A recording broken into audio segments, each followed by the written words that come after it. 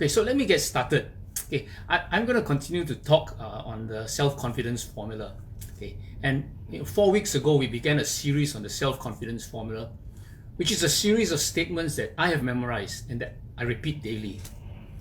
It's an idea taught by Napoleon Hill, who wrote the book Think and Grow Rich. In this book, he shares what he learned from Andrew Carnegie, the richest man and biggest philanthropist in America at that time. And also after more than 20 years of study of many individuals who had amassed personal fortunes. Napoleon Hill also wrote this book, The Law of Success, in 16 lessons. It's a 1600-page book. And lesson 3 was on self-confidence, where he proposed the 5-step formula to develop self-confidence. The self-confidence formula.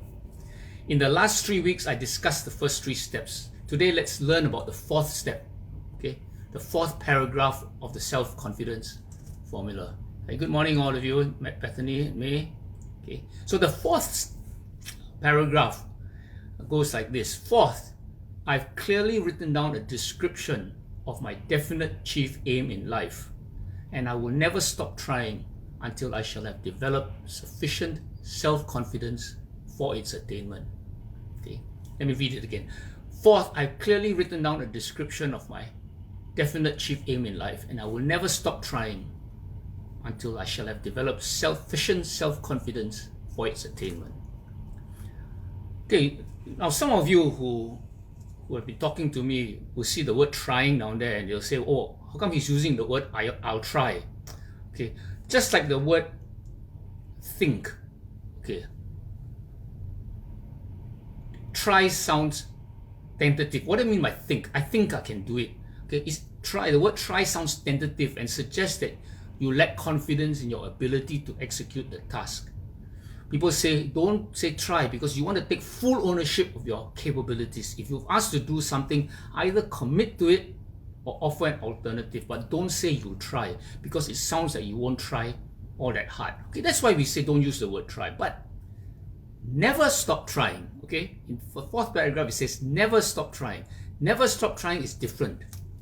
The author Mandy Hale, and she has over 500,000 Twitter followers, said never stop trying, never stop believing, never give up.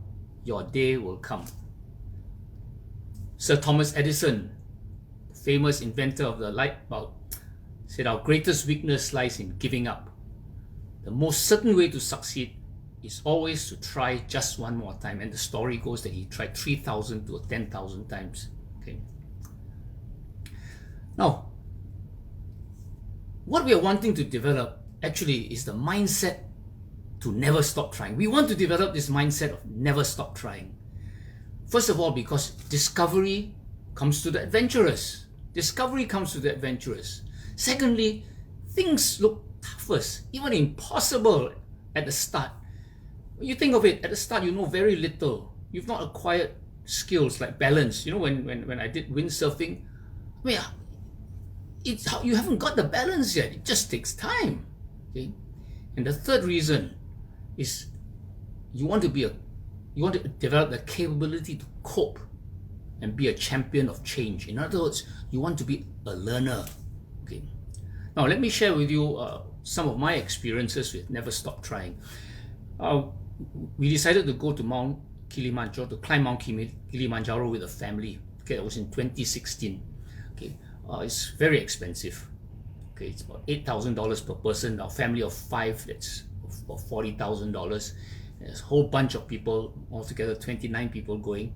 And then about 6 months before the trip, I was unable to walk because of the pain in my hip. In my legs. In fact, I didn't realize it was the hip.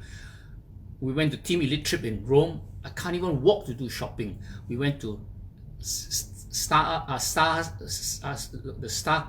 Creator trip in Macau. I was barely able to limp and walk. It was terrible. How do I carry on with the trek? There's no choice. Okay, I mean, the family was going, everyone was going. I didn't know how I was going to walk because it was an 8-day trek. Okay, and the last day, it's something like 19 kilometers to walk down. Okay, but I went ahead, and that's where I experienced God as the healer. You know, I was praying this prayer, Philippians 4:13. I can do all things in Him who strengthens me. I found physical ability to complete each day, ache and pain-free, until the final 19-kilometer trek. And on that last day, day 8 trek, coming down from the mountain, I started off so slowly and in so much pain. But after calling to God for help and to help me outperform, it's actually ridiculous at the time. How do you outperform?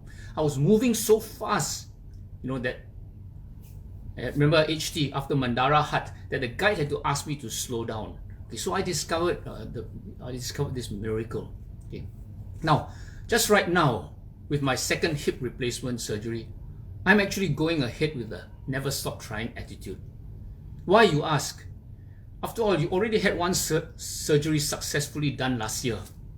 The thing is, now I'm more aware of the pain, I'm more aware of the discomfort, and all the things that can go wrong. In fact, I have more reasons to be more fearful of the many unknowns. But a mindset of never stop trying is similar to the Nike slogan, just do it. Just do it, to discover possibilities, to practice change, to cope and capitalize on opportunities, to develop self-confidence, in other words. And remember, we talked about the leadership distinctions. This is actually the first 2 leadership distinctions, isn't it? 100% is possible 100% of the time. And if it's to be, it's up to me. Life is an adventure. Okay, it can be short, it can be long. Okay, you want to be out there having fun and discovering things. Okay, now let's look at the last phrase. Until I shall have developed sufficient self-confidence for its attainment. Until I shall have developed sufficient self-confidence for its attainment.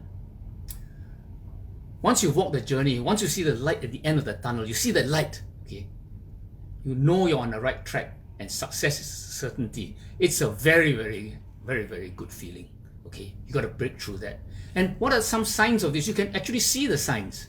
For example, when you're succeeding by attracting the forces that I wish to see and the cooperation of other people. For example, when you're inducing others to serve you. For example, when you find that you can eliminate hatred, envy, jealousy, and cynicism, you know you're on the track, you're on the home stretch. And when you know that you're causing others to believe in you. So these are some signs.